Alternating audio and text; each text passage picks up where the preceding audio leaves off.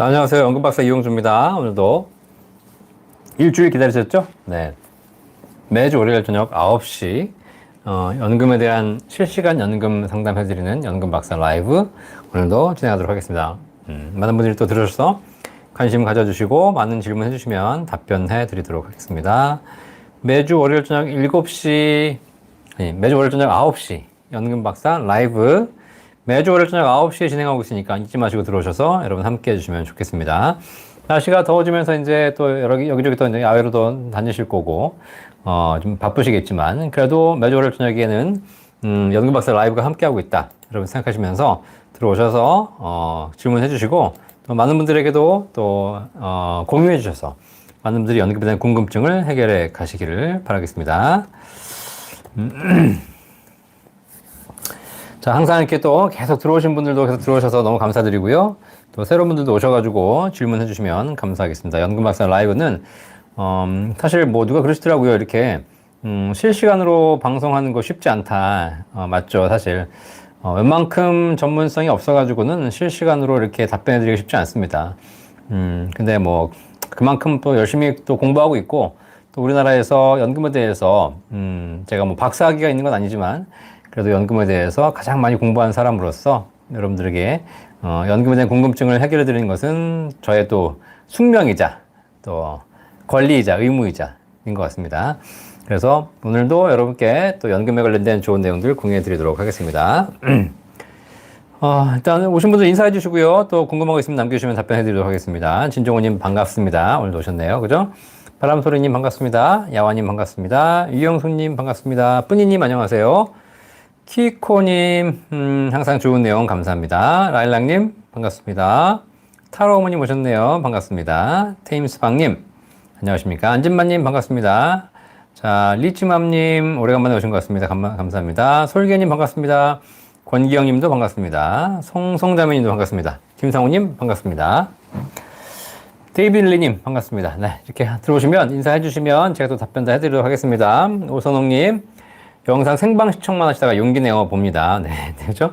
용기 내서 답변도 주시고, 지금 이렇게 보신 분 중에서, 댓글 안 달아주시고, 그냥 이렇게 보시는 분들 계시는데, 그냥 뭐 어떤 말도 좋으니까 달아주시고요. 뭐 시사 관련된 얘기도 좋고, 뭐, 연금은 싫다 이런 얘기도 좋습니다. 어떤 얘기든 있으시면 답글 달아주시면 제가 또 거기서, 또 여러분께 제 생각을 말씀드리도록 하겠습니다.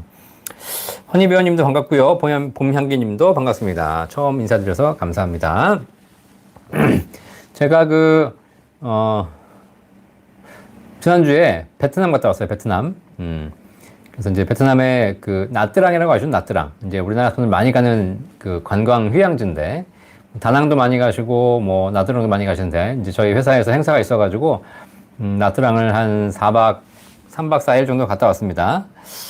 근데 이제 갔다가, 오는 길에 그냥 오지 않고, 저는 호치민을 들렀다 왔어요, 호치민. 호치민에 또 저희 고객님들이 계셔가지고, 고객분 만나 뵙고, 또 초청해 주셔서 제가 가서 1박 2일 동안 호치민 관광도 하고, 호치민의 현지 사람들의 이야기도 듣고, 뭐 이런 것들 겸사겸사 경험하고 왔습니다. 전 세계를 다니면서 뭐 놀러 다니고 또 좋지만, 그 나라 사람들의 생각, 문화, 이런 것들을 배우는 것도 굉장히 중요한 일인 것 같아요. 근데 이제 사실 뭐 그 현지에 사는 사람이 아니면, 현지의 금융 시스템이라든가 연금 시스템 이런 걸 알기가 쉽지 않죠. 근데 다행히 제가 만난 고객께서 베트남 호치민에서 17년 가까이 또 살아오신 분이셔가지고 베트남 현지 사정에서 굉장히 잘 알고 계시더라고요. 근데 한 가지 느낀 게 있었습니다. 베트남도 국민연금 제도가 있더라고요. 근데 20년을 채워야지 연금 받을 수 있다고 해요. 20년을. 근데 대부분 사람들이 20년 안 채우고 다 일시금 받아서 나간다고 합니다. 너희들은 왜 이렇게 연금을 안 받냐라고 했더니 기본적으로 국민연금에 대한 불신이 있는 겁니다. 국가가 나중에 이 돈을 줄 것인가, 뭐 불신도 있는 것이고, 그 다음에 당장 목돈 찾아가가지고 이걸로 뭘 해보겠다, 이런 것들이 더 강하더라는 거죠. 그 얘기를 들으면서 제가 드는 생각이 뭐냐면, 이게 불과 한 20, 30년 전에 우리나라 국민연금도 그랬던 것 같아요. 88년도에 국민연금이 처음 시작했을 때 많은 사람들이 국민연금에 대해서 불신을 했죠. 국가가 내 돈 뺏어가는 거 아니냐, 나중에 못 받는 거다. 그리고 국민연금 시행된 이후로 한 10년, 15년까지는 또 국민연금을 내가 퇴직하게 되면 국민연금을 반환 일시금으로 받아갈 수 있었습니다. 지금은 퇴직해도 국민연금을 일시금 받아갈 수는 없고, 65세부터 연금으로 받아야 되는 거지만, 과거에는 내가 퇴직했다는 사유만으로도 국민연금 납입했던 거를 그냥 목돈으로 찾아갈 수 있었죠. 자, 그러다 보니까 과거에는 국민연금에 대한 불신이 있었고 연금이 중요하지 않다고 해서 목돈을 찾아가신 분들이 많이 계셨어요. 그런데 지금 와서 보니까 그때 내가 찾아간 게 후회스럽고, 그죠? 오히려 연금을 놔둘 걸 후회하신 분들 많이 계시고, 그 다음에 또 뭐가 있냐면 국가가 맞을 줄 알았는데 지금 와가지고는 국민연금 가입 안 한 걸 후회하고 계시지 않습니까? 그러니까 이게 보니까 결국은 연금이라는 것이 사실 사회가 또 성숙되고 하면서 굉장히 필요한 시스템이긴 한데 이렇게 사회의 구조 자체가 좀 후진적인 국가들, 그다음에 사회의 어떤 지식 수준이 아직 좀 성장이 덜 된 낮은 경우에는 연금에 대해서 제대로 이해하지 못하는 거라는 생각이 들었어요. 우리도 30년 전에 굉장히 먹고 살기 힘들 때, 그죠? 이럴 때는 연금에 대해서 뭐가 중요하겠어라고 생각했었지만 지금 와서 이제 먹고 살만하니까 연금이 중요하다는 걸 점점 깨닫고 있잖아요. 그죠? 근데 베트남 사람들은 뭐 지금도 먹고 살기 힘들 것이고 뭐 그러다 보니까 연금에 대한 중요성을 더더욱 깨닫지 못하고 있는 거라는 생각이 듭니다. 여러 가지 연관성이 있겠지만 결국은 일단 그 국민들의 의식 수준, 사회에 대한 지식 수준 이런 부분들에 좀 차이가 있는 것 같아요. 그래서 선진국으로 가면 갈수록 은퇴 선진국들은 연금에 대한 필요성을 누구나 다 느끼고 있고 준비를 굉장히 잘하고 있고 그리고 그래서 은퇴 선진국으로 가는 걸 보면 결국은 선진국들은 연금의 시스템이 잘 갖춰져 있고 국민들이 잘 준비하고 있고 후진국으로 가면 갈수록 연금의 시스템이 잘 안 되어 있고 연금을 준비하지 않는 걸 보면 어쩔 수 없이 뭐 제가 무슨 어쨌든 사회적인 갈등을 유발시키려는 것이 아니라 어쩔 수 없이 배운 사람일수록 지식 수준이 높은 사람일수록 연금, 특히 미래에 대한 준비를 더 많이 하는 것이고 지식 수준이 낮은 사람일수록 당장 먹고 사는데 급급하고 미래에 대한 생각보다는 당장을 즐기는데 더 관심이 있더라는 겁니다. 내가 그래서 베트남 사람들은 그러면 도대체 돈을 많이 벌진 않겠지만 뭘 하냐 봤더니 베트남 사람들이 보통 한 달 월급이 달러로 한 300불에서 500불 정도 된다고 하더라고요. 그러니까 하나로 보면 한 40만 원, 50만 원 받는 겁니다. 자, 근데 그러면 우리나라 사람보다 훨씬 적게 받는 거죠. 자, 그럼 한 달에 40만 원, 50만 원 받아가지고 그들은 뭐 하나 봤더니 못 살든 잘 살든 관계없이 전부 아이폰 하나는 다 들고 있는 거예요. 아이폰. 여러분 아시겠지만 아이폰이 얼마인지 아세요? 아이폰? 예, 아이폰 100만 원 아닙니다. 아이폰은 180만 원입니다. 180만 원. 그러니까 다 150만 원, 200만 원짜리 아이폰 하나씩 들고 있는 겁니다. 아니 한 달에 30만 원, 50만 원 버는 사람이 자기 1년의 절반 월급에 해당되는 아이폰을 들고 다닌다는 거예요. 그러니까 결국은 뭐냐면 당장 그냥 즐기는데 다 모든 것을 희생하고 있는 것이고 그리고 미래에 대한 준비를 하고 있지 못하는 상황이 발생하는 거죠. 그러다 보니까 결국은 국가도 마찬가지, 개인도 그렇기 때문에 국가 자체도 계속 이 후진국을 벗어나기 쉽지 않은 그런 상황이 되는 겁니다. 뭐 돈이 쌓여야 돈으로 투자를 하고 사회를 키워갈 텐데 그렇지 않고 저축이 안 된 상태에서 미래를 준비하지 않은 상태에서 당장 쓰는 것에 대부분 빠져있기 때문에. 그런데 그러면 연금 안 하고 또 주식은 한다 그러더라고요. 주식은. 그죠? 그러니까 이 주식이라는 것이 결국은 사행성이잖아. 사행성. 그러니까 체계적으로 미래를 준비하는 것이 아니라 단기적인 관점에서 그냥 단타치고 수익을 노리는 이런 것. 결국은 후진적인 것이 후진국일수록 그 다음에 사회 의식 자체, 지식 수준 자체가 떨어질수록 결국은 주식 투기라든가 이런 단기적인 안목, 당장 현실에 먹고 사는데 급급할 수밖에 없는 것이고 그리고 좀 더 배우고 지식 수준이 높아질수록 결국은 미래를 준비하는 것, 연금을 준비하는 것에 점점 더 가까워지더라. 그래서 여러분들 잘 한번 생각해 보시면서 이게 뭐 배운 사람 못 배운 사람 차별하는 것이 아니라 어쩔 수 없이 사회가 그렇게 가고 있다는 걸 좀 보면서 우리가 연금에 대한 생각을 다시 한번 해보아야 될 거라는 생각이 듭니다. 어쨌든 지식 수준이 높은 나라들은 연금 준비가 잘 돼 있고 낮은 나라들은 연금 준비가 안 돼 있다는 것도 굉장히 큰 차이점이다. 우리나라의 30년 전을 보는 것 같다라는 생각이 들었습니다. 자, 또 많은 분들 오셨는데요. 때르님 반갑고요. 비윤님도 반갑습니다. 허순아님 오셨네요. 반갑습니다. 장정희님 반갑습니다. 베스터님 오셨습니다. 네, 반갑습니다. 김영식님 반갑습니다. 윤부원님 반갑습니다. 백도님 반갑습니다. 권기영님 상담 요청해 주십시오. 자, 키코님 예전 강의 내용 중 연금 수령 나이가 되면 10,000원이라도 수령하라고 했는데 소액을 빼는 방법에 대해 자세히 한번 이야기해 주시면 감사하겠습니다.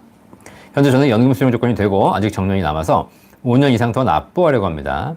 자, 우리 카이코님, 연금 수령 나이가 되면 10,000원이라도 빼라고 하신 건 뭐냐면, 이건 철저하게 퇴직금을 IRP로 이전했을 때, IRP에서 연금을 굴리는 것도 좋지만 1년에 10,000원씩이라도 빼라고 말씀드린 거죠. 왜냐면 퇴직연금, 그러니까 IRP에 내가 개인적으로 연말정산 세액공제를 받기 위해서 추가 불입한 금액 말고 내가 퇴직해서 퇴직금이 IRP로 넘어왔을 때 그 IRP에서 55세가 되면 연금으로 뺄 수 있거든요. 대부분 다 55세 이후 퇴직하시니까. 그러니까 내가 퇴직해서 퇴직금을 IRP로 받았단 말이죠. 근데 IRP를 받게 되면 IRP에서 연금 수령 연차 1년 차부터 10년 차까지는 내가 내야 될 퇴직소득세의 30%를 할인해 줍니다. 그리고 11년 차부터 이후까지는 계속 40%를 할인해 준다는 거죠. 내가 내야 될 세금이 1년에 내야 될 세금이 100만 원이라면 내가 100만 원 낼 거 30% 할인받으니까 70만 원만 내면 되는 겁니다. 그런데 11년 차부터는 10% 더 할인받아서 100만 원 낼 거 70만 원 내는 것이 아니라 70만 원 낼 거 60만 원만 내면 된다는 거죠. 뭐 큰 차이는 아니지만 이렇게 할인받는다는 겁니다.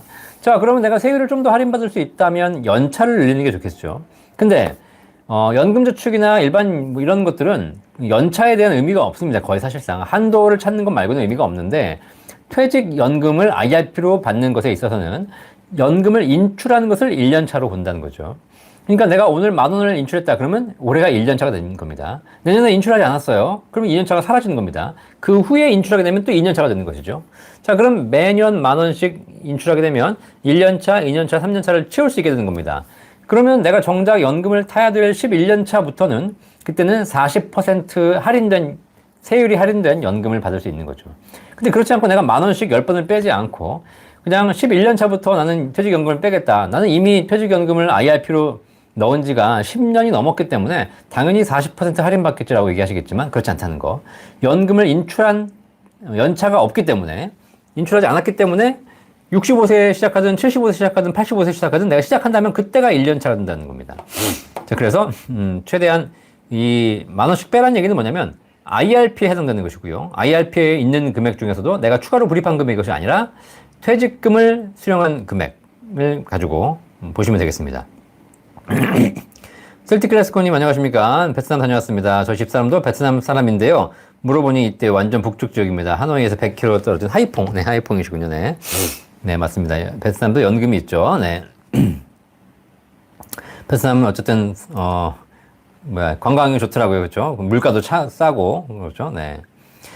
김창봉님, 박사님 일주일 평안하셨는지요? 일시금 3억 연금 넣고 싶어요. 무슨 연금 넣을까요? 지금 63세 여자 70세 받고 싶고, 세금 안 내고 만드는 방법이 있나요? 속 시원하게 다시 말씀해 주세요. 라고 하셨는데, 우리 김창봉님.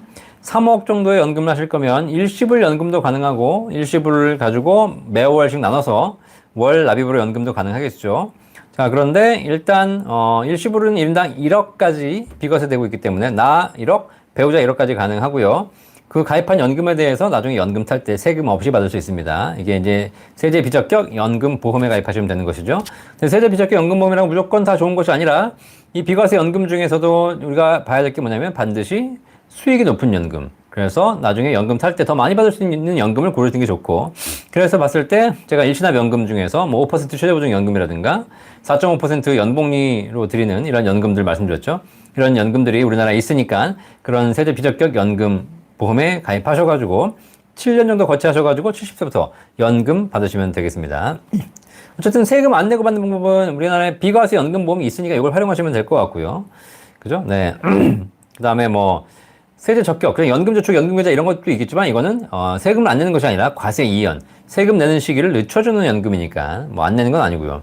그런 부분이 있으니까 여기에 대해서 우리 시원하게 말씀드리고 싶은데, 그럼 상품이라든가 이런 것들은 어쨌든 제가 방송에서 말씀드리긴 좀 그렇고 저희 상담센터 1800-3624 전화 주시면 저희 연금 전문가들이 상품에 대한 구체적인 이야기들과 그다음 비교, 분석 다 해드리도록 하겠습니다. 그러니까 이 시간에는 대략적으로 여러분께 꼭 필요한 내용들을 전달해 드리는 걸로 하고 있고요. 사실 상품에 대한 내용 저희가 다 처리해 드리고 가입도 도와드리고 다 하고 있는데, 사실 이건 방송에서 하긴 좀 그런 내용이니까 어쨌든 저희 센터가 있으니까 1800-3624 전화 주시면 전문가들이 도와드리도록 하겠습니다. 오선홍님, 연금 중요성 너무 잘 알고 연금을 너무 사랑하면서 대표님 영상 3년 전에 우연히 알게 되어 시간 날 때마다 영상 시청하고 있어요. 감사합니다. 연금의 중요성 알아주셔서 감사하고요. 사실 이 연금의 중요성이 우리 사회에 점점 더 퍼져나가서 우리나라 대한민국 국민들이 대부분 다 연금을 제대로 준비하고 있다면 사회적으로도 굉장히 안정된 사회가 될 것이고 국가도 굉장히 성장할 수 있는 그런 굉장히 좋은 시스템이 됩니다. 대한민국 모든 국민이 부동산을 쥐고 있다고 생각하는 것과 대한민국은 모든 국민이 주식에 미쳐 있다고 생각하는 것과 대한민국 모든 국민이 안정적인 연금을 갖고 있다는 것, 과연 어느 것이 가장 우리 국가 사회를 행복하게 만드는 길일까요? 잘 생각해 보시면 물론 너무 한쪽에 미치는 건 좋지 않겠습니다만 그래도 대한민국 국민들이 안정적인 연금들을 다 갖고 있다면 사회는 굉장히 아름답고 평화로운 그런 사회가 될 거라고 생각합니다. 어쨌든 많은 분들이 관심 가져주셔서 감사하고요. 저는 이 사명 가지고 만약에 제가 이 일을 하지 않았다 그럼 누군가를 했겠지만 사실 누군가도 이 정도의 퍼포먼스를 내면서 파워를 가지고 하지도 못했을 거라는 생각이 들어요.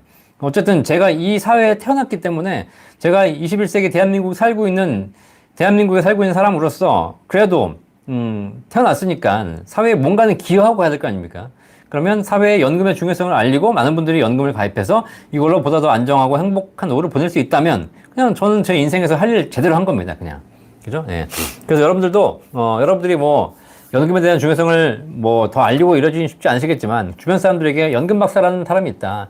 연금 방송 있으니까 꼭 봐라 한번. 연금 중요하다. 이런 얘기 한마디만 해주셔도 사실 우리 사회가 아름다운데 굉장히 큰 도움이 된다라고 생각하고 있습니다. 꼭 여러분 많은 응원과 구독 부탁드리겠습니다. 좋아요 눌러주시고요. 좋아요, 구독과 좋아요 꼭 눌러주시기 바라겠습니다.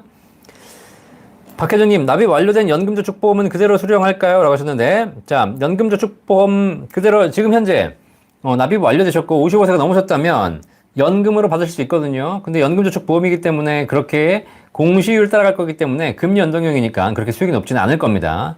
특히 뭐 화재보험 상품이라면 더더욱 수익률이 낮겠죠. 자, 이거는 어떤 분들은 이걸 갖다가 증권사로 옮겨가지고 연금 펀드로 이전해서 연금저축 이전이 가능하니까 이전해서 그걸 투자를 통해 수익을 내라라고 말씀드리는 분도 계시고 실제로 그렇게 많이는 하고 계십니다. 자, 그런데 젊은 사람들을 옮겨가지고 투자 수익을 내서 나중에 연금 받을 때 더 많이 받을 수 있도록 하는 것이 좋겠죠. 그런데 납입이 완료되고 나이가 55세 넘으셨다면 연금을 이전하는 방법도 있지만 반대로 이 연금을 개시하는 방법도 있습니다. 자, 그럼 나는 지금 당장 연금이 필요가 없는데 연금을 개시해서 뭐 하냐? 라고 얘기하시겠지만 그것이 아니라 연금을 개시하셔서 그 연금을 가지고 당장 쓰지 말고 한 달에 예를 들면 뭐 30만 원, 40만 원씩 받으셔가지고 그걸 다시 더 좋은 연금으로 재투자하는 겁니다. 그래서 10년, 15년 후에 더 많은 연금 받을 수 있도록 재투자하시면 되겠습니다. 사람들이 연금을 그냥 받으면 무조건 써야 한다고 생각하시는데 연금은 받아서 쓰는 것일 수도 있겠지만 여유가 있다면 받아서 다시 재투자한다면 지금 저금리에 있는 연금보험이 연금으로 인출돼 가서 그걸 다시 또 고수익을 낼 수 있는 연금으로 바뀐다면 차근차근 안정적으로 연금 수익을 높여갈 수 있는 방법이 될 거라고 생각합니다. 자, 남 박사님 반갑습니다. 조금 늦으셨네요. 감사합니다. 권기영님. 상담 좀, 네. 삼성명 에이스 저축보험 10년 완납했는데요. 60세에 연금으로 받아야 할지, 해지해서 4.5% 정기예금으로 해야 될지. 자, 에이스 저축보험, 이제, 연금으로 받을 수가 있겠죠. 자, 그런데 뭐 저축보험이기 때문에 그렇게 수익률은 높지 않았을 겁니다. 지금 4,200만 원 완납하셨는데, 약간은 수익이 붙어 있겠죠. 자, 60세에 연금으로 받을지 4.5% 정기예금으로 해야 될지. 만약에 60세에 내가 이거를 이제 만기가 됐으니까 해지해가지고 다른 연금으로 갈아타시는 건 제가 보기에는 뭐 추천드립니다. 오케이. 왜냐면 연금으로 가입했기 때문에 연금으로 가는 거는 맞는 거죠. 근데 연금인 걸 해지해서 금리가 높다고 해가지고 4.5% 정기예금으로 가는 것은 저는 반대입니다. 근데 왜 그러냐면 정기예금으로 갈 수 있습니다. 당장 지금 4.5%는 없지만 사실 또 4.5% 정기예금이 있다고 해서 그리 간다 하더라도 이게 1년, 2년 만기일 뿐이지 계속 4.5를 주는 건 아니거든요. 자, 더 중요한 건 뭐냐면 이렇게 해서 연금을 빼가지고 그걸 주식이라든가 예금이라든가 이런 걸 갈아타게 되면 결국은 목돈으로 가게 됩니다. 제가 목돈과 연금의 차이점 그렇게 말씀드렸잖아요. 그죠? 목돈으로 갖고 있는 것보다 연금을 갖고 있는 것이 얼마나 더 안전한지. 결국은 나는 가장 안전한 연금의 형태를 지금 위험한 목돈으로 바꿔버린다는 거예요. 뭐 그렇게 해가지고 내가 다시 연금으로 뭐 쓰면 되겠지라고 생각하시겠지만 사실 이렇게 한번 나오고 나면 다시 연금으로 들어가기가 쉽지 않습니다. 사실 60세에 연금으로 받아야 될 상품을 일시불로 해지해가지고 찾아서 정기예금 바꾸는 것은 황금알을 낳아주는 거위에 배를 가르는 것이다. 아시겠죠? 네, 뭐 황금알이 아니라 하더라도 꼭 그렇다 하더라도 매일같이 계란 두세 개를 낳아주고 있는데 얘 배를 갈라버려가지고 결국은 그거 가지고 내가 더 좋은 걸로 옮긴다 한들 나중에 땅을 치고 후회할 일이 생길 거다. 아시겠죠? 연금은 혹시라도 계속 연금을 받으시는 게 좋고 연금을 혹시라도 분란이 있으시다면 연금을 연금으로 바꾸셔야지 연금을 주식으로 바꾼다거나 연금을 예금으로 바꾼다거나 연금을 다른 목돈 형태 자산으로 바꾸는 것은 저는 절대 추천하지 않습니다. 뭐 연금 박사이기 때문에 너는 연금 박사 하니까 연금이 중요하다고 생각하니까 그렇게 얘기했지라고 하는데 중요한 건 그렇게 일시금 받아가지고 그걸 가지고 노후에 안정된 연금 형태의 자산으로 쓸 수 있도록 계속적으로 쓰시는 분들은 거의 찾아볼 수 없다. 어떤 형태로든 한번 해지되고 나면 결국은 사라진다. 누구한테 뺏기든 사기당하든 투자해서 날리든. 자, 먹을러나 TV님, 우리 자식들에게는 미안하다. 갈수록 힘든 세상. 네, 그렇죠. 네. 우리 자식들이 지금 우리 사회가 지금이 가장 뭐 안정적으로 사는 것 같고요. 점점 더 사회가 어려워지는 것 같긴 합니다. 그죠? 박혜정님 56세입니다. 연금저축 펀드로 옮길까요? 그냥 수령한다면 평생 받을까요? 네, 20년 받는 게 나은가요? 라고 하셨는데 연금저축보험을 가입하고 계신다면 56세라면 말씀드렸죠? 제가 말씀드린 대로 펀드로 옮기시지 마시고 연금저축 이전이 가능하기 때문에 보험이나 신탁을 펀드로 옮길 수 있습니다. 옮기지 마시고 그냥 수령하십시오. 내가 그냥 연금을 관심 안 들이고 그냥 쭉 평생 받겠다 그러면 종신연금을 수령하시면 되는 것이고, 그렇지 않고 수익률이 너무 낮아서 내가 당장은 필요 없지만 뭔가 다른 걸로 옮기고 싶다라고 하시게 되면 20년 말고 어차피 많지 않으시다면 10년으로 수령할 수 있거든요. 10년 확정으로 수령하셔가지고 그 수령한 금액을 다시 다른 연금에 재투자하시는 것, 그걸 제가 추천드리도록 하겠습니다. 셀틱클래스코님 35만원 당시 받았다고 했습니다. 거기에서는 10년 전에 회계사를 했는데 우리나라 치면 400 월급이네요. 그렇죠. 네. 네, 월급이 35만원 받으셨다고 하는데 회계사 월급이 35만원이면 베트남에서는 굉장히 높은 월급 받으신 거죠. 그죠? 네. 자, 그래서 국민연금을 아마 가입하셨을 건데요. 연금이 있으신지 모르겠네요. 그죠? 만등어멈님, 박사님께 여쭤봐도 될까요? 혹시 연금소득자로 건강보험료 부부 합산 재산세 기준 지역가입자로 20만원 납부하고 있는데 사정상 세대를 분리하게 되면 세대별로 따로 계산해서 10만원씩 각각 납부해야 하나요? 아니면 계산 방법이 따로 있는지요? 건강보험료 세대를 분리하는 이혼하시는 거 아니면 세대별로 부과하기 때문에 분리한다고 해가지고 그러게요. 따로 계산하는 것 같지 않은데요? 부부 이혼하지 않으면 아마 한 번에 부과될 겁니다. 이거는 건강보험에 한번 확인해 보셔야 되실 것 같습니다. 네, 건강보험 어렵죠, 요즘. 네. 뭐, 운용상에서 IRP가 뭐, 안전자산 비중이 30%고, 그 다음에 연금저축펀드는 뭐, 100%까지 운영할 수 있고, 차이가 있고요. 그 다음에, 뭐 IRP 계좌는 뭐, 좀 더 인출이 안 되고, 여러 가지 뭐, 특징들이 있긴 한데, 제가 보기에는 그거는 굉장히 소소한 차이인 것일 뿐이고, 결국은 연금저축펀드나 IRP 계좌 둘 다 차이가 없다.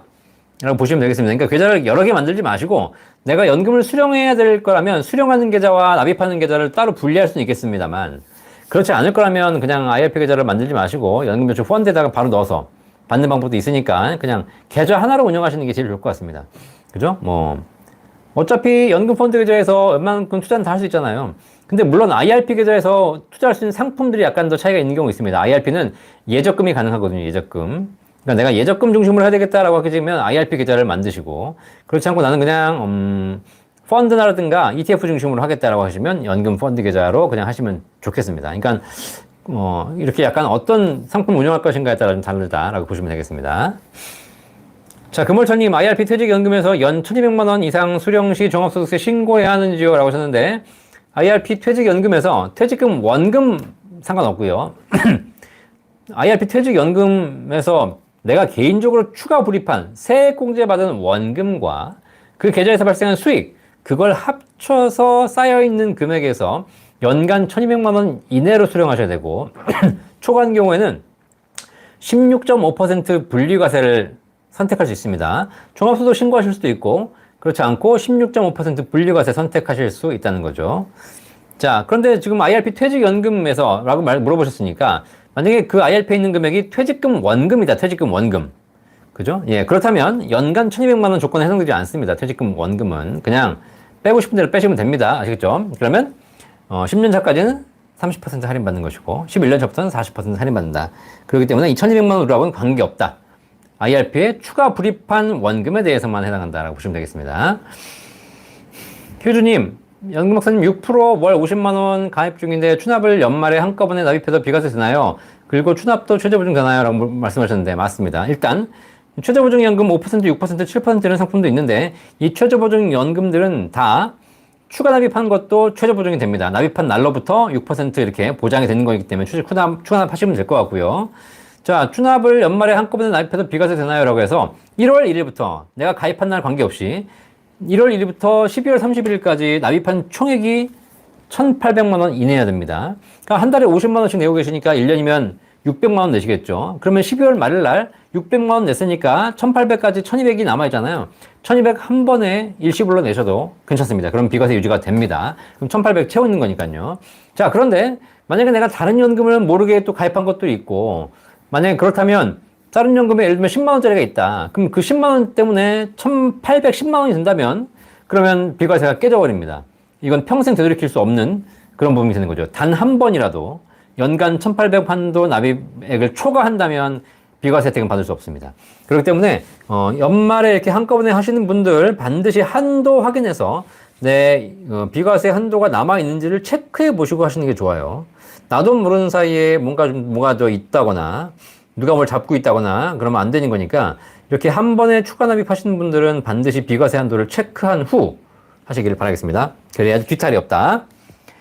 김순자님 감사합니다. 권기영님 박사님 고민했는데 설명 감사합니다. 네, SY 강님 요즘 많은 유튜버들이 ISE 3년마다 6천만 원 오늘 IRP를 옮겨서 배당 ETF 투자하면 종합소득세 안 잡히는데 배당도 받으면서 건보료 상승도 피할 수 있다는데 박사님 이 방법 어떻게 생각하시나요? 하셨는데 네. 자, IRP나 연금저축펀드에서 ETF를 투자하거나 해서 수익을 내면 종합소득세에 안 잡히는 거. 네, 안 잡힙니다. 자, 그런데 잘 보세요. 자, 우리가 기본적으로 아셔야 될 게 있어요. 뭐, IRP에 있으나 IS에 있으나 사실상 일단 기본적으로 수익을 내는 게 중요합니다. 수익을 내지 않는다면 결국은 의미가 없습니다. 그러니까 뭐 IS에서도 주식이나 배당을 ETF를 살 수가 있잖아요. 그죠? 자, 그런데 IRP로 옮기게 되면 똑같이 수익이 난다고 가정을 했을 때, 나중에 연금으로 수령하셔야 되는 거죠. 그러니까 종합소득세에 안 잡힌다고 해서 좋아할 게 아니라 종합소득세에 똑같은 수익인데 IRP에서는 종합소득세에 안 잡아주는 이유가 뭐냐?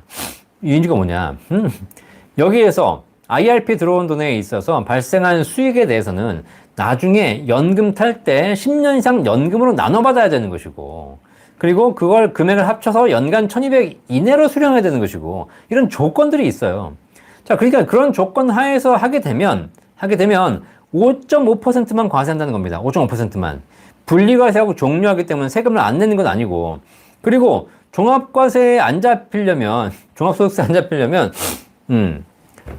1200만 원 이내로 수령하신다는 거죠. 이내로. 자, 근데 중요한 건 뭐 IRP로 옮긴다고 해가지고 뭐 금액을 막 몇 억씩 옮길 수 있는 것도 아니고, 뭐 해봐 지금 3년마다 6천만 원인데 연간 2천만 원. 그러니까 뭐 연간 2천만 원 해가지고 아무리 IRP에서 5천만 원 이렇게 든다 한들 1년에 10%가 수익이 나봐야 1천만 원입니다. 1천만 원. 그죠? 자, 그러니까 수익이 나기도 쉽지 않겠지만 그 수익에서 발생하는 세금도 얼마 되지 않을 것이고, 또 거기서 종합소득세에 해당되지 않으려면 10년 이상 연금은 나눠받아야 되고, 연금 나눠받을 때도 연간 1200 이내로 빼야 되고, 그죠? 그 뺄 때도 5.5%는 세금을 내야 되고, 여러 가지가 다 있어요. 그러니까 잔머리 굴리지 마라, 잔머리 굴리지 마. 그러니까 유튜버, 저도 이제 잘 보시면 여러 가지 방법들이 있습니다. 피할 수 있는 방법도 있고, 뭐 그렇습니다. 근데 그렇다고 해서 내 인생이 바뀌냐? 그렇지도 않아요. 뭐 내가 기초연금 받으려고 국민연금을 들낸다, 국민연금을 안 낸다. 아니, 이렇게 잔머리 굴리지 말라는 겁니다. 왜냐면, 국민연금을 덜 내고 하면 국민연금을 적게 받겠죠. 그러면 기초연금은 더 받을 수 있고 감액 안 당하겠죠. 근데 중요한 건 그러다가 만약에 기초연금은 전 국민 다 줘봐요. 그럼 나는 낙동강 오리알 되는 겁니다. 난만 바보가 되는 거죠. 이럴 줄 알았으면 그냥 국민연금도 잘 낼걸. 그죠? 그 다음에 내가 국민연금 덜 냈는데 기초연금을 다 받았는데 국민연금 덜 내가지고 기초연금 받는데 국민연금이 조금씩 올라가기 시작해. 물가 상승 연동해가지고. 내가 그래서 한 150만 원 받을 때는 기초연금 받았는데 갑자기 이게 160만 원 돼버리니까 기초연금 못 받는 거예요, 또. 그러면 그게 뭐 한 몇 달, 한 1, 2년 더 기초연금 받으려고 국민연금 덜 내게 되는 거잖아요. 결국은 국민연금은 평생 받아야 될 건데 평생 받아야 될 걸 단지 기초연금 몇 달 더 받겠다고, 좀 더 받겠다고 국민연금 포기하는, 이거 이게 소탐대시라는 거 아닙니까? 또 뭐 국민연금 뭐 많이 받으면 건강보험료 많이 낸다. 뭐 이게 아니에요. 피부양자 국민연금 포함해서 연간 소득이 2천만 원 이상이면 건강보험 피부양자에 탈락합니다.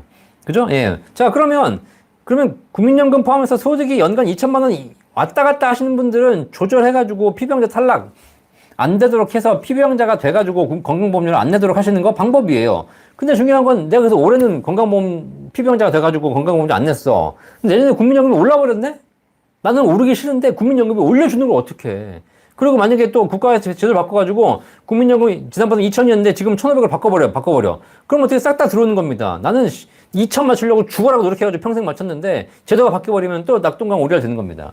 그죠? 자, 그러니까 결국은 제도가 어떻게 바뀔지 모르는 상태에서 내가 단시간적으로 그냥 조금 면피하겠다고 이렇게 막 무슨 뭐 안 내고 지금처럼 뭐 ISA를 IRP로 옮기서 뭐 ISA는 나중에 목돈 찾을 수 있죠. 내가 그 원하는 투자를 할 수 있는 거 아닙니까? 근데 IRP는 연금으로 받아야 된다는 묶이는 게 있거든요. 나는 당연히 연금 받을 거다. 연금 받을 거면 왜 IS를 해요? IRP를 해야지 당연히. 원래부터 IRP를 하는 겁니다. 국가가 IRP 혜택을 주는 이유, 연금펀드, 연금보험의 혜택을 주는 이유는 연금으로 나눠받으라고 혜택을 주는 거지. 네가 여기서 수익을 내가지고 탈세하라고 주는 게 아니에요.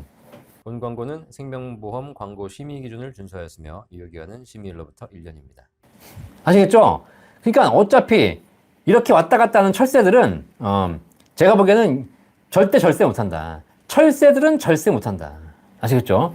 철학을 가지고 꾸준하게 하는 사람들이 절세를 하는 것이지 철새들 왔다 이리 갔다 저리 갔다 여기 줄까 저기 줄까 그 몇 푼 아끼려고 이런 사람들은 결국은 죽도 밥도 안 된다. 아시겠죠? 예. 그러니까 소탐대실하지 마라. 소탐대실. 연금 박사 방송을 보시면서 연금에 대한 철학을 가지시고 국가가 왜 연금에 대해서 세제 혜택을 주는가를 정확히 아시면 그걸 가지고 제대로 이용하셔야지. 머리 굴리지 마시기 바라겠습니다. 인생 50님 반갑습니다. 베스터님, 샤워를 하면 3시간이 행복하고 머리를 하면 3일이 행복하고 갖고 싶은 물건을 가지면 석 달이 행복하고 좋아하는 이성을 사귀면 3년이 행복하지만 연금을 타면 평생 행복합니다. 맞습니다. 베트남 사람들의 아이폰의 행복은 얼마 못 가서 새로운 아이폰을 사야 되겠죠. 그렇죠. 아이폰을 2, 3년에 한 번씩 갈아야 되는 거니까 계속 소비를 늘려간다는 겁니다. 그죠? 여러분 좋아요 눌러주세요. 우리 베스터님 좋은 말씀 감사합니다. 다시 한번 샤워를 하면 3시간, 머리를 하면 3일, 갖고 싶은 물건을 사면 3개월, 이성을 사귀면 3년. 네, 그렇지만 연금을 타면 30년. 평생이 행복하다. 감사합니다. 멋진 얘기입니다. 네, 감사합니다. 자, 이렇게 여러분들 보시면 될 것 같고요. 지금 뭐 베트남 제가 지난주에 갔다 와서 계속 말씀드렸지만 결국은 베트남 경제가 성장을 하려면 우리나라가 7, 80년대 못 살았지만 성장을 했던 가장 큰 이유는 그때 저축을 했기 때문이거든요. 그죠? 저축을 해서 돈을 모았기 때문에 그 돈으로 가정을 일으키고 국가를 일으킬 수 있었다는 사실이죠. 근데 국가가 성장하기 전에 소비부터 맛을 들이기 시작하면 결국은 돈이 없기 때문에 성장을 할 수가 없는 거죠. 그래서 베트남에 보면은 사회의 기본 인프라들, 뭐 도로라든가 사회의 기본 인프라들이 굉장히 약하다고 하더라고요. 이게 왜냐면 국가가 돈이 없으니까 그런 걸 할 능력이 없는 겁니다. 지하철 공사를 하고 있는데 10년 내내 공사만 하고 있고 아직 완공을 못 하고 있는 그런 일들도 있다고 해요. 그죠? 네. 그러니까 뭐냐면 돈이 있어야 뭔가를 사회 기반 시설을 하는데 사람들이 저축을 하지 않고 돈을 모으지 않기 때문에 돈이 없기 때문에 기업도 국가도 개인도 결국은 자산이 형성이 되지 않는 거죠. 그런데 당장은 즐기긴 해야 되겠으니 결국은 아이폰을 사서 또 즐기면서 살게 되는 거죠. 이런 것이 단기적으로는 행복을 갖다 줄 줄 모르겠지만 장기적으로 국가의 안정성에는 큰 문제가 생기는 것이다. 우리나라가 그동안 저축을 통해서 이렇게 성장을 해왔다는 거 굉장히 다행스러운 일인 것 같고요. 그죠? 네. 자, 그런데 이제는 그걸 가지고 우리가 더 경제를 더 안정적으로 돌리기 위해서는 이제 계속 저축을 하는 것보다는 연금을 통해서 뭔가 계속 자산을 수단시키는 것이 중요하다. 이런 얘기 계속 제가 드리고 있습니다. 자, 유영수님. 안녕하세요. 저희 남편 2년 후 국민연금 수령인데요. 미납금액이 1,100 정도 되는데 이 신합 수령하는 게 나을까요? 현재 예상 수령은 73만 원입니다. 추납하면 얼마 정도 수령할 수 있을까요? 일단, 네, 일시납해서 미납 금액이 있으신데 미납 금액은 당연히 내셔야 하는 것이고요. 네, 그다음에 추납이 가능하신 금액이라면 지금 2년 남으셨으니까 국민연금 수령 얼마 안 남으셨으니까 이제 추후 납부하셔도 됩니다. 너무 미리 하지 말라는 것이고 추납 지금 하셔가지고 연금 수령액 늘리시는 거고요. 예상 수령액 73만 원인데 추납을 한 1,100만 원 정도 하시게 되면 연금액은 못해도 한 달에 한 6만 원에서 8만 원 뭐 가까이 올라갈 겁니다. 10만 원까지 올라가지 않을 것 같고요. 그죠? 자, 한 7, 8만 원만 올라간다 하더라도 한 10년에서 12년만 연금 받으시면 내가 낸 1,100만 원, 원금은 회수할 수 있기 때문에 자, 그러면은 73만 원에서 한 80만 원 이상 올라가겠네요. 그죠? 자, 그러면 뭐 나쁘지 않습니다. 그러면 추후 납부하셔서 연금액 늘리셔서 연금 평생 많이 받으시기를 바라겠습니다. 자세한 내용은 국민연금공단 1355 전화해서 물어보시면 자세하게 상담해 드릴 겁니다. 그 이외에 종합적인 연금 상담 문의는 1800 3624 연금박사 상담센터로 문의해 주시면 감사하겠습니다. 효주님 감사합니다. 유영라님 반갑습니다. 네, 렌님, 엘리티님 목소리 삘이 전문가세요. 감사합니다. 더 전문적으로 목소리를 가다듬어서 여러분께 좋은 방송을 해드리도록 하겠습니다. 감사합니다. 네, 목소리 얘기해 주니까 또 갑자기 목소리를 가다듬게 되는 이런 제가 감기 자주 걸려가지고 목소리도 안 좋은데 어쨌든 좀 더 목소리 신경 써서 해드리도록 하겠습니다. 네, 뭐 목소리도 사실 뭐 한몫하니까 뭐 감사하고요. 저희 어머니 감사합니다. 네. 하지만 어쨌든 연금을 상담을 제대로 할 수 있다는 것은 그만큼 많은 공부와 경험이 또 있다는 거니까 그걸 쌓기 위해서 제가 10년, 15년간 죽어라 공부했어요. 근데 그동안은 연금 중요하다고 얘기해도 아무도 안 알아주더라고. 그냥 어차피 왜냐면 뭐 다 부동산 주식이 좋은데 뭘 연금하겠어요. 근데 이제 와서 이제 연금을 조금 알아주시니까 그나마 감사하고요. 그래서 우리 사회가 연금을 많이 준비하셔서 안정된 사회가 되기를 바라겠습니다. 자, 엘리티 렌님, IRP 계좌 연금 개시 후 연금기간 연금 수령은 가입자가 임의로 설정 가능한가요? 라고 하셨는데, 네, 그렇죠. IRP 계좌가 연금 개시한 후에, 사실상 연금기간 연금 수령하시는 것은 임의로 설정하는 것이 아니고 그냥 인출 개념입니다. 인출 개념. 그래서 내가 얼마든지, 뭐, 오늘은 10,000원 빼쓰고, 내일은 100,000원 빼쓰고, 그 다음 달은 100,000원 빼쓰고, 그 다음 달은 또 1,000,000원 빼쓰고, 얼마든지 자유롭게 인출해 쓰실 수 있습니다. 다만, 국가는 그 인출 한도, 연간 한도를 정해놓고 그 한도 내에서 인출하게 되면 세제 혜택을 주는 것이고 그 한도를 초과하게 되면 세제 혜택이 줄어들거나 없어지는 그런 구조이기 때문에 그 한도만 존재할 뿐 인출이나 기간 이런 건 내가 자유롭게 설정할 수 있고요. 일시불로 인출할 수 있습니다. 일시불로 세금만 내시면 내가 세금 포기하고 그냥 다 받겠다 그러면 일시불로 얼마든지 언제든지 받을 수 있겠습니다. 자, 먹을라나TV님, 잔기술 잔머리 굴리다가 크게 잃을 수 있죠. 지키는 연금, 나이드니 확 와닿네요. 라고 하셨는데, 우리 먹을라나TV님 감사합니다. 결국은, 나이가 드시니까, 우리가 인생을 살아보면서 노후가 되고, 내가 노후에 안정적인 소득이 필요하다는 걸 느끼시기 때문에, 이때 연금이 필요하다는 걸 느끼시게 되는 것이죠. 근데 중요한 건, 이걸 가지고 젊을 때부터 미리 느껴서 연금을 준비한다면 굉장히 좋겠지만, 그렇지 않고, 나이 들어서 이미 내가 연금을 준비하지 않은 상태에서 노후에 들어간 다음에, 그때 느끼시면, 늦다라는 사실이에요. 늦다라는 사실. 제가 항상 말씀드리지만 지식과 지혜의 차이를 말씀드렸죠. 과거에 이미 경험한 걸 아는 것은 지식입니다. 지식. 그죠? 나이가 70이 돼가지고 내가 연금이 중요하다는 사실을 깨닫는 건 지식입니다. 지식. 근데 중요한 건 나이 30, 40대에 어르신들을 보니까 연금이 굉장히 중요하구나. 나도 그럼 나도 언젠가 늙을 거니까 나도 연금을 준비해야지 라고 깨닫고 준비하는 건 지혜라는 겁니다. 미래에 대한 준비, 미래에 대한 것을 내가 미리 준비하는 것은 지혜지만 과거에 있는 지식을 깨닫는 것은 그냥 지식이라는 겁니다. 그래서 지식 있는 사람도 중요하지만 지혜로운 사람이 돼야죠. 그래서 연금을 가입하신 분들은 대부분 다 지혜로운 사람들이에요. 아시겠죠? 왜? 내가 미래에 발생할 수 있는 리스크, 아직 확실하지 않지만 그거를 먼저 경험한 선배들의 사례를 통해서 내가 그걸 배우고 깨달아서 나의 미래를 사전에 준비하는 사람들이기 때문에 그렇습니다. 자, 덕이 아빠님, 국민연금은 60세 이상에서 임의계속 가입 시 연말정산 효과는 큰가요? 하셨는데, 자, 이미 국민연금을 납입하시는 금액에 대해서는, 소득공제를 받거든요, 소득공제. 그러니까 연말정산 효과가 당연히 크죠. 근데 이 소득공제에 있어서 국민연금을 납입한 금액은, 연간 납입한 금액에 대해서, 꼭 뭐 임의계속 가입이든 임의가입이든 아니면 그냥, 일반적으로 내시는 것도 관계없이 전부 다 소득공제 받거든요. 자, 그러면 소득공제라는 것이 뭐냐면 세금을 낼 때, 연말정산할 때 소득에서 빼주는 겁니다. 자, 그러면 연말정산 효과가 크냐 적냐를 물어보신다면 이거는 답이 국민연금 임의가입을 하기 때문에 연말정산 효과가 큽니다라고 말씀드리면 틀린 거고요. 그 국민연금을 가입한 사람의 소득 금액에 따라 달라집니다. 소득이 많으신 분들은 세율 구간이 높기 때문에 소득공제 효과가 큰 것이고 소득이 낮으신 분들은 세율 자체가 낮기 때문에 거기서 국민연금 납입한 금액을 소득공제 해줘도 실제로 내야 될 세금이 높지 않기 때문에 소득공제를 통해 줄어드는 세금도 얼마 없는 거죠. 이 소득공제의 효과는 소득이 높으신 분들에게는 고율의 소득세를 내주시는 분들에게는 굉장히 유리하고 저율의 소득세를 내주시는 저소득자에게는 불리한 구조로 되어 있습니다. 자, 그러니까 국민연금 임의가입이 연말정산 효과가 큰지 안 큰지는 이 가입자의 소득에 따라 달라지는 것이지. 그죠? 네. 국민연금 금액과는 뭐 차이가 없다라고 보시면 되겠습니다. 최기영자님 새로운 분 만나서 새 출발하시고 계시죠? 네, 안녕하세요. 6% 비과세연금 가입했습니다. 축하드립니다. 33살 109만 원인 10년인데요. 네. 65세 연금 개시인데요. 지금 109만 원인 32년 후 얼마나 되나요? 라고 하셨는데 자, 지금 109만 원, 지금 가입하신 분이 나중에 노후에 100만 원 받기로 하셨어요. 근데 100만 원 후가 32년 후입니다. 그럼 35년 후에 화폐 가치를 따지면 지금보다 반토막이 난다. 그럼 현재 가치로 한 50만 원 가치밖에 안 되겠죠. 그죠? 네. 자, 그러면 내가 지금 100만 원 준비했는데 나중에 30년 후에 50만 원, 30만 원밖에 안 되면 무슨 의미가 있냐라고 하시겠지만 그나마 6% 연금에 가입했기 때문에 가치로 100만 원, 50만 원 지켜드리는 겁니다. 그렇지 않고 내가 이걸 가지고 6% 연금에 가입하지 않고 그냥 일반적인 금리 연동형 상품에 가입했다.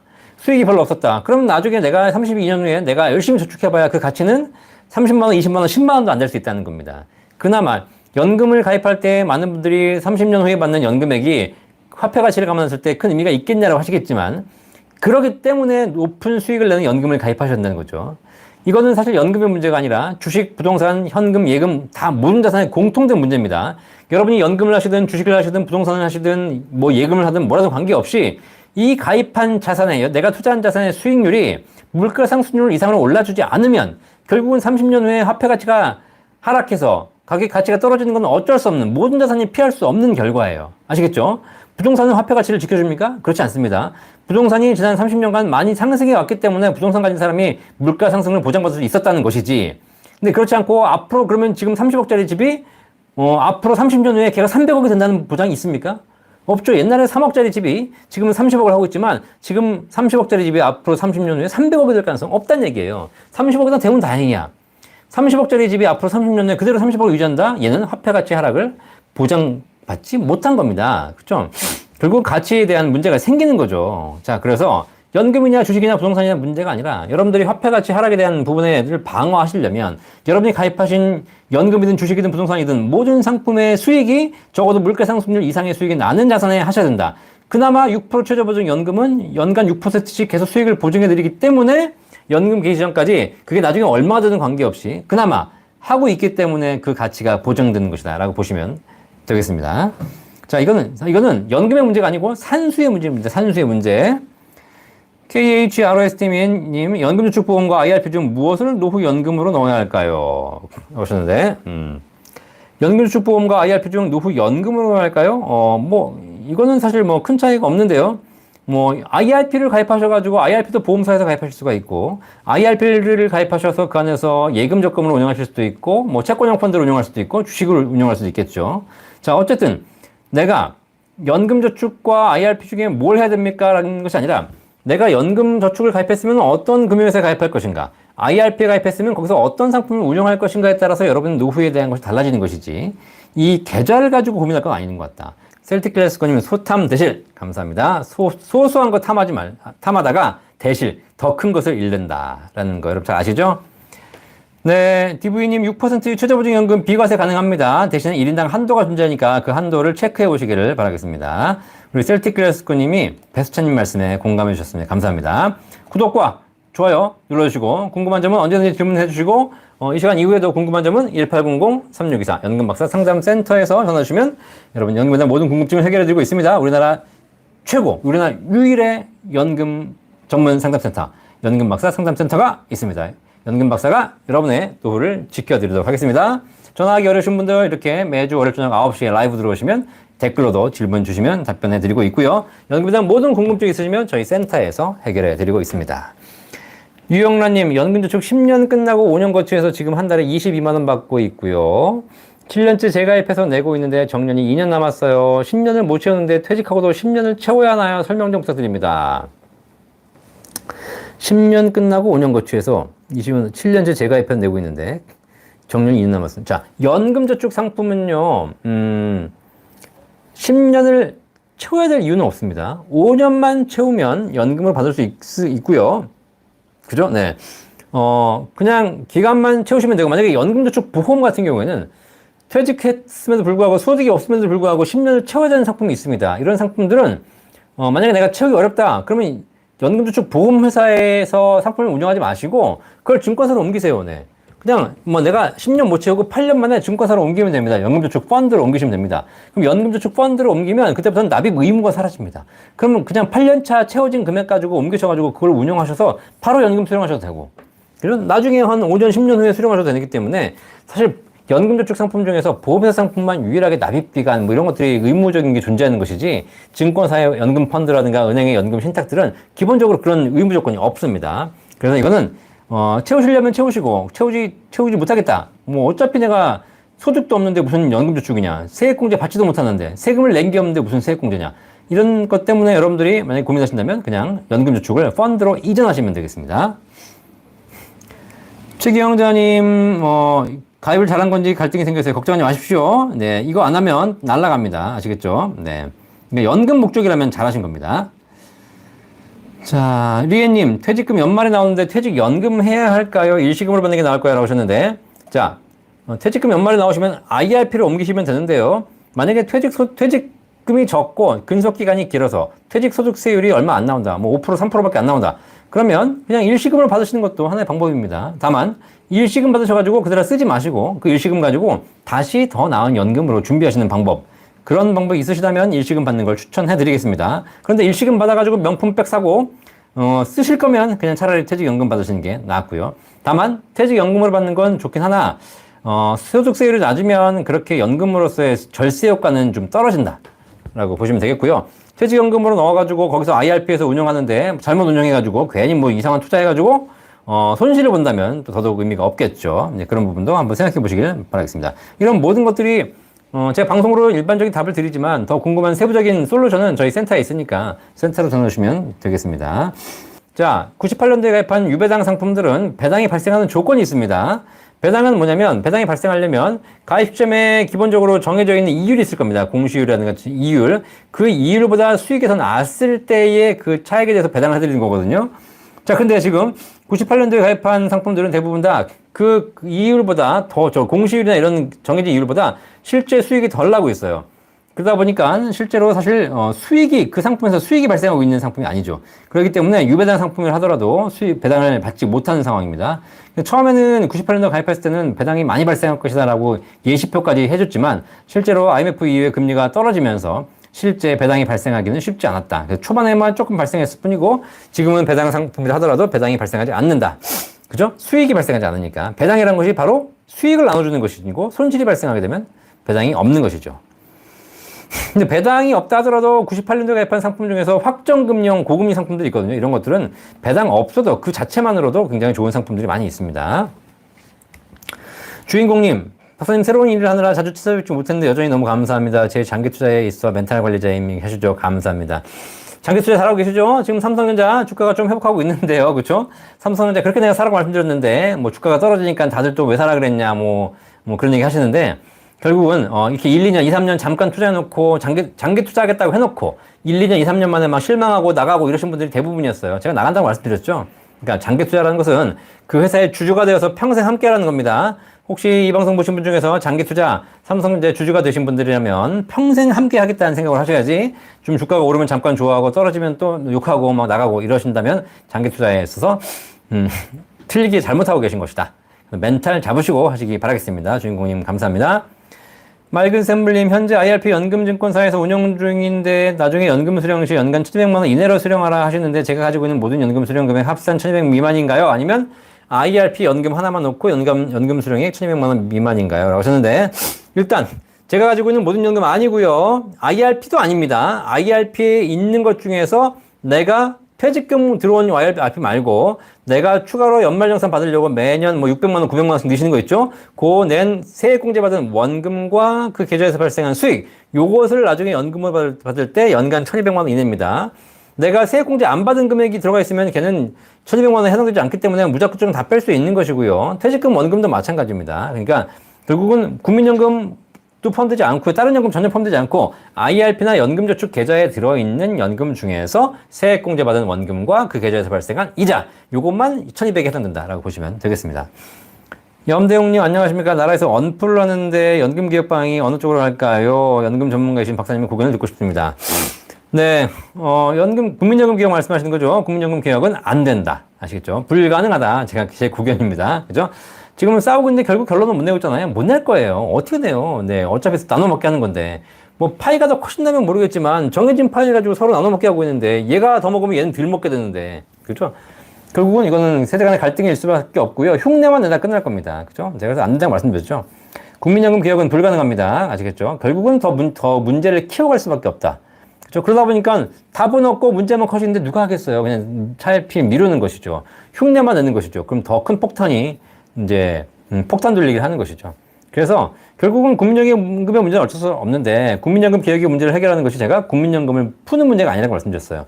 국민연금 개혁을 해결하기 위해서는 결국 국민연금에 집중하지 말고 사적 연금을 활성화해서 개인적으로 스스로 연금을 준비할 수 있도록 도와주고 여기에 세대 지원을 해주고 그래서 여기서 많이 준비가 돼서 국민연금이 좀 부족해도 이해를 할 수 있는 국민들의 마음을 만들어가는 게 중요한 것이지 국민연금이 이미 글러먹은 제도를 가지고 자꾸 이걸 어떻게든 개선해 보려고 생각하시면 이걸 개선할 수 있는 방법은 여기끼리 나눠 먹거나 아니면 세금을 투여하는 건데 세금을 투여하는 건 결국은 또 내가 내야 되는 거잖아요.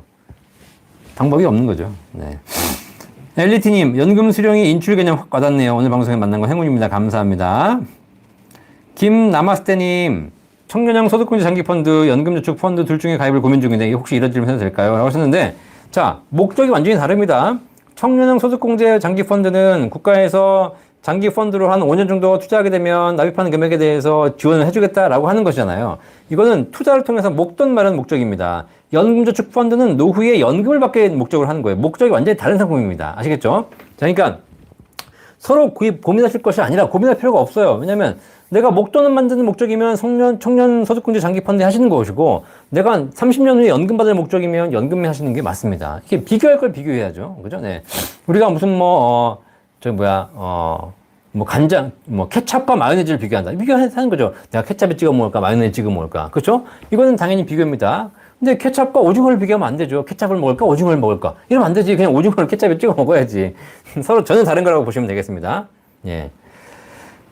자, 다혜연님 반갑습니다. 오선홍님, 주변에 연금 받는 분 자녀분들은 부모님 부양 부담 덜 하셔서 연금은 가족의 행복입니다. 그렇죠. 맞습니다. 주변에 연금 받는 분들 보시면 결국 누가 행복하냐면 연금 받는 분들도 행복하시겠지만 그들의 자녀들이 더 행복합니다. 왜? 부모님 부양 의무가 없잖아요. 결국은 온 가족이 행복하게 된다는 거 이미 연금 받으신 분들이 다 증명해 주고 있는데 why not? 왜 안 하냐고. 왜? 도대체 어디까지 설명을 해줘야 이해가 되겠냐고. 나중에 나이 들어가지고 그때 가서 늦게 깨닫고 그때 가서 후회하시겠냐 이거죠.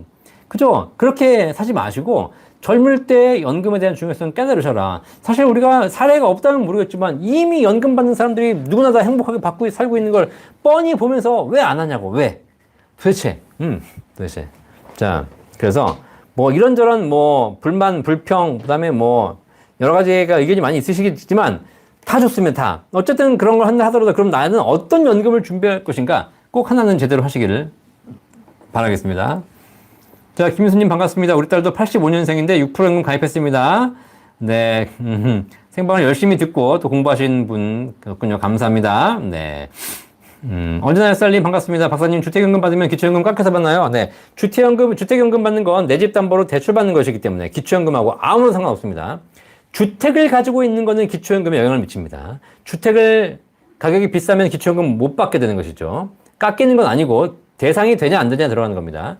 근데 기초연금 대상이 되신 분, 주택이 크지 않아가지고 기초연금 대상이 되신 분들이 주택연금을 받는다고. 주택연금은 담보로 대출을 받는 것이기 때문에 오히려 주택연금 받아서 집을 깎아먹으면 기초연금을 더 받았으면 덜 받았지 덜 받지도 않는다는 사실입니다.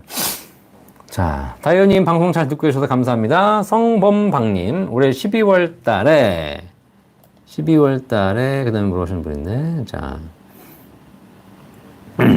제이미 C님 60세인데요. 5년 불입 5년 거치 해봤는데 88세가 지나야 손익분기점이 넘던데. 맞습니다. 네, 그렇죠? 네. 늦게 가입하신 분들은 70세부터 연금 받으시면 80대 중반이 넘어가야 그제야 원금 받을 겁니다. 그죠? 네. 이렇기 때문에 그런 연금의 의미가 없냐라고 얘기하시겠지만, 자, 잘 생각해 보실 게 있습니다. 우리나라의 기대연명이 몇 살입니까? 기대연명? 자, 기대연명이 평균 수명이 80대 초반 중반이라고 합니다. 그쵸? 자, 기대연명이 80대 초중반이라는 건 뭐예요? 결국은 지금 태어나는 애부터 시작해서 지금 80세이신 분까지 다 합쳤을 때 기대연명이 85세라는 겁니다. 자, 그런데 일단 10살, 0세부터 30세까지는 제외하고 31세부터 기대연명을 하면 훨씬 길어집니다. 지금 60세이신 제이미 씨님, 60세이신 분들의 기대연명은 얼마일까요? 이미 60년간 살아오셨잖아요. 내가 이 60년간 수많은 사건, 사고들을 거기에 있어서 피해를 안 당하고 성수대교가 무너질 때 거기 없었고 삼풍백화점 무너질 때 거기 없었고 세월호 무너질 때 거기 없었고 그렇죠? 수많은 사건 사고에 있어서 내가 다 간신히 살아남아가지고 60세까지 온 거 아닙니까? 60세이신 분들의 기대여명은 평균 수명 80세, 85세가 아닙니다. 이분들은 이미 평균 수명 기대여명이 90세가 넘어간다는 사실입니다. 이해되시겠죠? 그렇기 때문에 사실 보험회사도 60세에 가입하신 분들에게 무작정 연금을 많이 줄 수 없는 겁니다. 그렇기 때문에 손익분기점 보지 마시고 결국은 88세가 돼야 손익분기점이 되지만 나는 그 이후까지 살 거거든요. 그죠? 그리고 그 이후까지 살면 이거는 평생 받을 수 있고 90세, 100세까지 살아도 계속 드린다는 사실입니다. 그리고 설령 88세 이전에 사망한다 하더라도 낸 원리금은 돌려드린다는 거예요.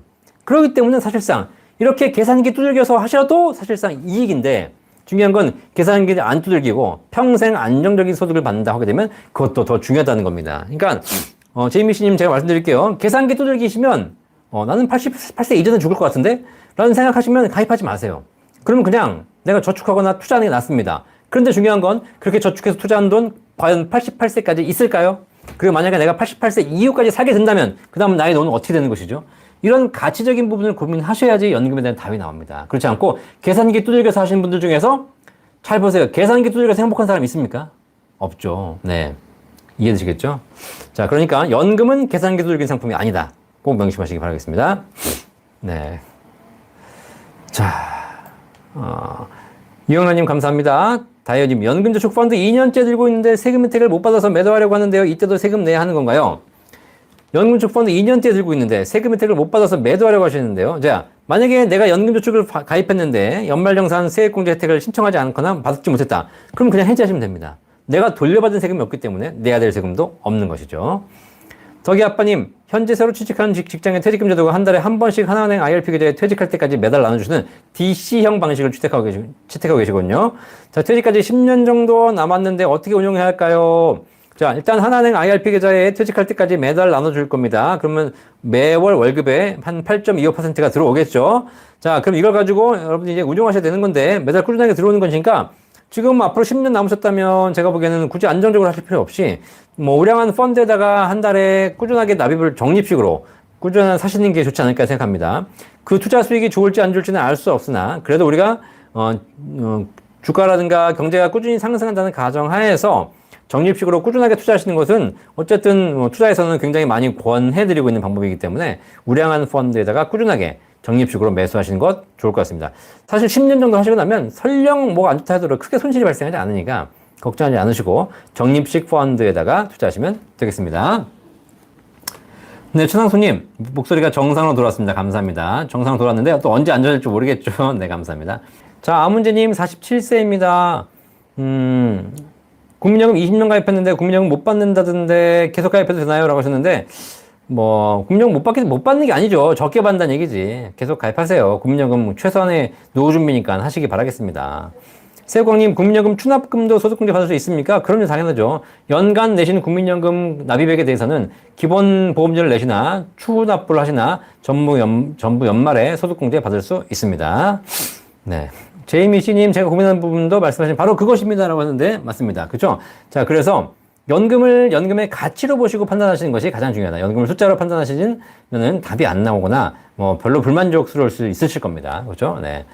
연금 7천만 원을 정기예금으로 돌려볼까 하는데 제 생각 어떤가요? 나이는 60대입니다. 아까 말씀드렸죠? 연금을 정기예금으로 바꾸지 마시라고. 이거는 황금알을 낳는 거기에 배를 가르는 것이라고. 그죠?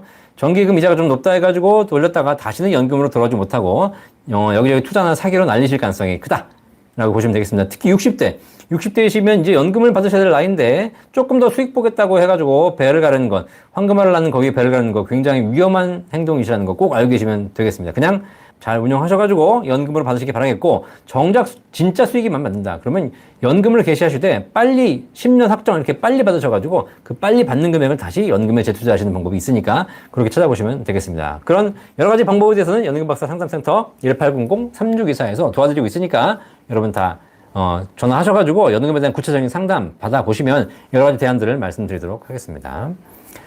나연님, 현재 공무원 연금 매달 130만 원 수령 중이고 국민연금 임의가입으로 매달 15만 2천 원 7년째 납입 중입니다. 그죠? 공무원연금 받으시면서 국민연금 또 내고 계시네요. 그죠?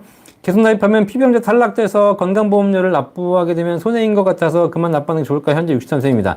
자, 우리 나연님 재산이 얼마신지 모르겠는데 공무원연금 130만 원 받으시고 그다음에 국민연금도 받으시고 그리고 다른 소득도 있으실 거고 그다음에 또 재산도 있으실 거고 뭐 내가 재산도 한 푼도 없고 진짜 가진 건 공무원연금 130만 원하고 그다음에 국민연금 이미 이거 두 개밖에 없다. 그러면 피부형제 탈락 안 되기 위해서 뭔가 고민해 보실 필요는 있겠죠. 그죠? 그런데 어쨌든 다른 재산이 있으시다면 어차피 탈락할 것이고 지금 간신히 안 탈락한다 하더라도 결국 내년 되면 또 탈락할 것이고 그렇기 때문에 소탐대실 하시지 않으셨으면 좋겠어요. 그렇죠? 네. 자, 그래서 국민연금 이렇게 국민연금도 받고 공무원연금도 받으신 분들은 공적연금의 수혜자이시기 때문에 이거는 제가 보기에는 계속 하셔야 되지 않을까요? 10년 채워서 연금으로 국민연금으로 받으시기를 바라겠습니다. 셀티클래스코님 또 이렇게 끝나는 시간 알려주시네요. 감사합니다. 벌써 10시가 넘었네요. 시간도 모르게 달려왔습니다. 자, 점님, 연금저축 펀드 계좌에 세액공제 받지 않은 금액으로 배당 ETF 사놓고 연금 개시하지 않고 배당금만 빼서 연금처럼 사용하고 배당 ETF는 상속하는 건 어떻게 생각하세요? 라고 하셨는데 세액공제 받지 않는 금액으로 배당 ETF 사놓고 배당금만 빼서 연금처럼 이거 이렇게 복잡하게 하실 필요 없다니까요. 이렇게. 자, 이렇게 머리 굴리지 마시는 겁니다. 이렇게. 네. 뭐 세액공제 받지 않는 금액은 어차피 빼도 상관없잖아요. 그죠? 네. 뭐 굳이 뭐 배당 ETF를 상속하나 연금에서 상속하나, 연금 펀드 계좌에서 상속하나, 연금 저축에 상속하나, 그냥 통장에 상속하나, 아니면 그냥 뭐 연금으로 상속하나, 아니면 보험을 상속하나, 뭐 부동산 상속하나, 어차피 세금 내는 건 똑같습니다. 그러니까는 뭐 연금, 배당금만 빼서 세금을 약간 줄여가지고 하겠다?